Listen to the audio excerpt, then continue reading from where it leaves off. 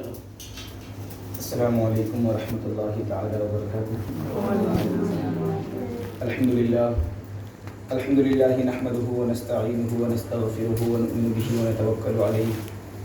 ونعوذ باللہ من شرور انفسنا ومن سیئات اعمالنا من يهده الله فلا مضل له ومن يضلل فلا هادي له ونشهد ان لا اله الا الله وحده لا شريك له ونشهد ان سيدنا ومولانا محمد بارك وسلم صلوا علیہ الصلوۃ والسلام علیک رسول اللہ صلی اللہ تعالی علیہ وسلم، اما بعد فاعوذ باللہ من الشیطان الرجیم، بسم اللہ الرحمن الرحیم،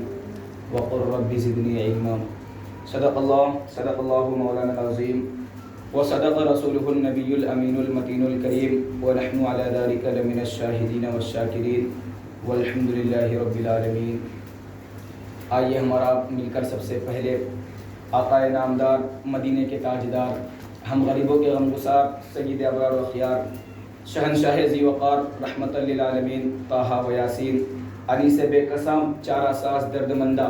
کونین میں سب سے انوکھے اور سب سے نرالے، دائی حلیمہ کی گود کے پالے، حضرت آمنہ کے راج دلارے، حضرت عبداللہ کے جگر کے پارے، یعنی حضور احمد مجتبیٰ محمد مصطفیٰ صلی اللہ تعالیٰ علیہ وسلم کی بارگاہ میں اپنی غلامی کا ثبوت دیتے ہوئے نہایت ہی عقیدت و محبت کے ساتھ درود پاک کا ڈالیہ نچھاور کرے اور پڑھے بآواز بلند، اللہم صلی علی سیدنا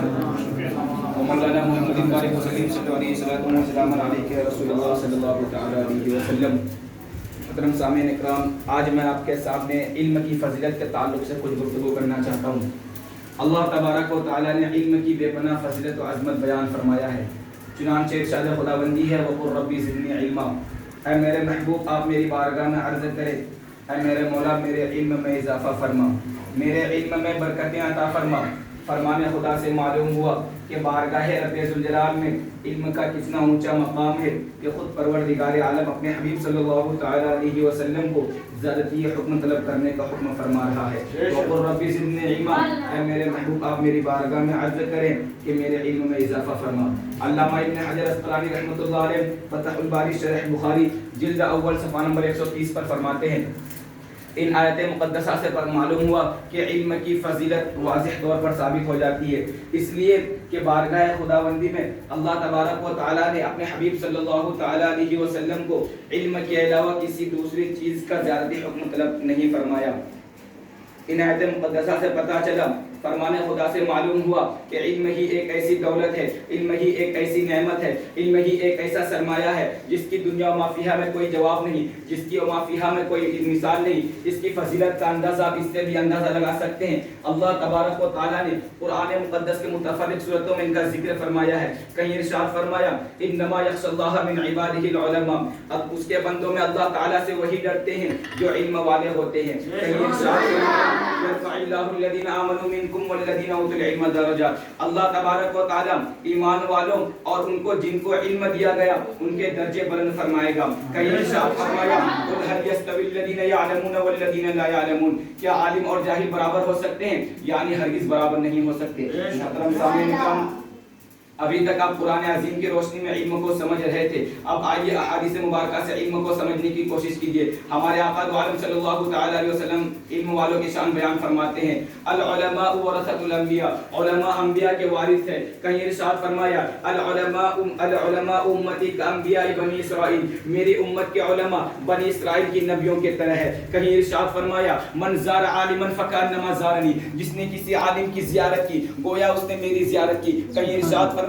من صافح عالما فکانما صافحنی، جس نے کسی عالم کی مصافحہ کی گویا اس نے میری مصافحہ کی۔ کہیں ارشاد فرمایا ومن جالسنی عالما فکانما جالسنی، جس نے کسی عالم کی مجلس میں بیٹھا گویا اس نے میری مجلس میں بیٹھا۔ ومن جالسنی اجلسہ اللہ یوم القیامۃ فی الجنہ، اور جو میری مجلس میں بیٹھے بروز قیامت اللہ تبارک و تعالیٰ اسے جنت میں بیٹھائے گا۔ تدارس العلم ساعتم خیر تدارس العلم ساعتم خیر من اللیل خیر من احیائها، رات میں ایک گھڑی علم دین حاصل کرنا رات بھر کی نفل عبادت سے بہتر ہے۔ کہیں ارشاد فرمایا العلم حیات الاسلام و عماد الدین، علم اسلام کی زندگی ہے اور دین کا کھمبا۔ کہیں ارشاد فرمایا من یرید اللہ خیرا یفقہہ فی الدین، اللہ تبارک و تعالی جس کے ساتھ بھلائی چاہتا ہے اسے دین کا فقیہ بنا دیتا ہے۔ ان آیات مقدسات سے پتہ چلا کہ اللہ کے جتنے ایمان والے بندے ہیں ان میں اہل علم کا مرتبہ سب سے بڑا ہے اور اللہ اس کے رسول کے نزدیک بڑے محبوب ہیں۔ یوں تو جس نے بھی اپنے عقیدے کی حفاظت کی سب کے سب بارگاہ خداوندی میں بڑے مرتبے والے ہیں، لیکن ان میں خاص کر علماء اسلام بہت بڑے درجے والے ہیں۔ دنیا و آخرت میں ان کا مقام و مرتبہ بہت بلند ہے، کیونکہ اللہ تبارک و تعالیٰ نے اس کے لیے بلندی درجات کا وعدہ فرمایا ہے۔ لوگوں کو اس حدیث پاک سے درس عبرت حاصل کرنی چاہیے کہ اللہ تبارک و تعالیٰ نے علماء اسلام کو بے پناہ عزت اور رفعت سے سرفراز فرمایا ہے۔ بارگاہ خداوندی میں علماء اکرام کی بہت شان ہے۔ اللہ تبارک و تعالیٰ علماء اکرام پر رحمتیں نازل فرماتا ہے۔ محترم سامعین اکرام، یہاں تک کہ عالموں کے لیے چیونٹیاں اپنی سوراخوں میں دعا کرتی ہے، مچھلیاں سمندر کی تہ میں ان کی بقا کے لیے دعا کرتی ہے، یعنی دنیا کی ساری چیزیں ان کے لیے دعا کرتی ہے۔ آپ سوچتے ہوں گے آخر مچھلیاں ان کے لیے کیوں دعا کرتی ہے، دنیا کی ساری چیزیں ان کے لیے کیوں دعائیں مغفرت کرتی ہے؟ تو محدثین اکرام نے اس حدیث کے توضیح میں بیان فرماتے ہیں پانی جو ان کی زندگی کا سبب ہے وہ علماء اکرام ہی کی برکت سے ہے۔ بہم تمطرون و بہم ترزقون، یعنی عالموں کے سبب ہی ان پر بارش کی جاتی ہے اور ان کو روزی بھی دی جاتی ہے۔ اس لیے مچھلیاں اپنی سمندر کی تہ میں ان کے لیے دعائیں مغفرت کرتی ہے۔ صرف مچھلیاں ہی نہیں بلکہ کائنات کی ساری چیزیں ان کے لیے دعا کرتی ہے۔ محترم سامعین اکرام، آقا علیہ السلام کا فرمان عالی شان ہے، عالم کی فضیلت عابد پر ایسی ہے جیسے 14ویں چاند کی رات کی فضیلت تمام ستاروں پر۔ میرے آقا علیہ السلام عالم دین کو چاند سے تشبیہ اس لیے دی کیونکہ چاند کی چاندی سے ساری دنیا منور ہوتی ہے، چاند کی روشنی سے ساری دنیا روشن ہوتی ہے۔ اسی طرح علماء اکرام بھی اپنے زمانے کے چراغ ہوتے ہیں جو علم دین سے سارے جہان کو روشن کرتے رہتے ہیں اور علم دین کا فائدہ سارے جہان کو پہنچاتا رہتا ہے۔ حضرت امام فخر الدین رازی رحمۃ اللہ علیہ تفسیر کبیر